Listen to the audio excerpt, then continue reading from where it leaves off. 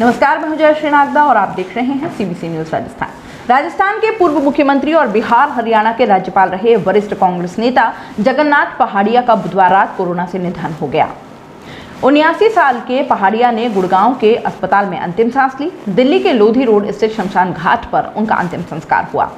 उनके निधन पर राजस्थान सरकार ने एक दिन के राजकीय शोक और सरकारी दफ्तरों में छुट्टी की घोषणा की है। इस दौरान सरकारी इमारतों पर राष्ट्रीय ध्वज आधा झुका रहेगा। दोपहर 12 बजे मुख्यमंत्री अशोक गहलोत की अध्यक्षता में मंत्री परिषद की बैठक बुलाई गई, जिसमें पहाड़िया को श्रद्धांजलि दी गई। पहाड़िया 6 जून 1980 से 14 जुलाई 1981 तक सिर्फ 13 महीने के लिए ही राजस्थान के मुख्यमंत्री रहे थे, लेकिन इस छोटे से कार्यकाल में भी पहाड़िया ने प्रदेश में पूरी तरह से शराबबंदी लागू कर दी थी। वे 1957, 1967, 1971 और 1980 में सांसद और 1980, 1985, 1999 और 2003 में विधायक भी रहे। पहाड़िया इंदिरा गांधी कैबिनेट में मंत्री भी रहे थे। उनके पास वित्त, उद्योग, श्रम, कृषि जैसे विभाग थे। वे 1989 से 1990 तक 1 साल के लिए बिहार और 2009 से 2014 तक हरियाणा के राज्यपाल भी रहे। जगन्नाथ पहाड़िया राजस्थान के एकमात्र दलित मुख्यमंत्री रहे हैं। उनसे पहले और उनके बाद कोई दलित नेता राजस्थान में सीएम नहीं बना। भरतपुर के भुसावर में एक दलित परिवार में पैदा हुए पहाड़िया शुरू से ही बेबाक थे।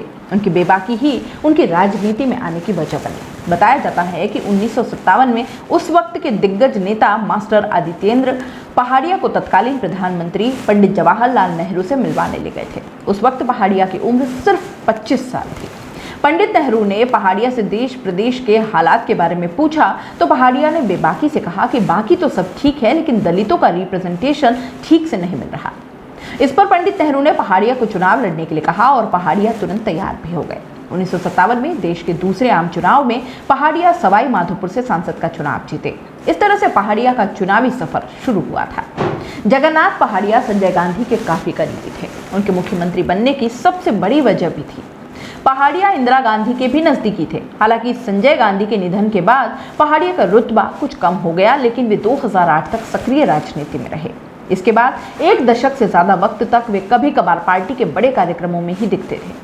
1980 में पहाड़िया केवल 13 महीने मुख्यमंत्री रहे। उन्हें मुख्यमंत्री पद से हटाने का किस्सा भी काफी रोचक है। जयपुर में लेखकों के एक सम्मेलन में सीएम के तौर पर पहाड़िया को बुलाया गया था।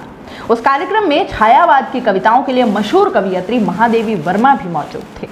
पहाड़िया ने महादेवी वर्मा की कविताओं के बारे में कहा था, महादेवी वर्मा की कविताएं मेरे कभी समझ में नहीं आई कि वे क्या कहना चाहती हैं। उनकी कविताएं आम लोगों के सर के ऊपर से निकल जाती हैं। मुझे भी कुछ समझ में नहीं आती। साहित्य आम आदमी को समझ में आए, ऐसा होना चाहिए। बताया जाता है कि पहाड़िया की इस टिप्पणी के बारे में महादेवी वर्मा ने इंदिरा गांधी से शिकायत की थी और इसके बाद पहाड़िया को सीएम पद छोड़ना पड़ा था।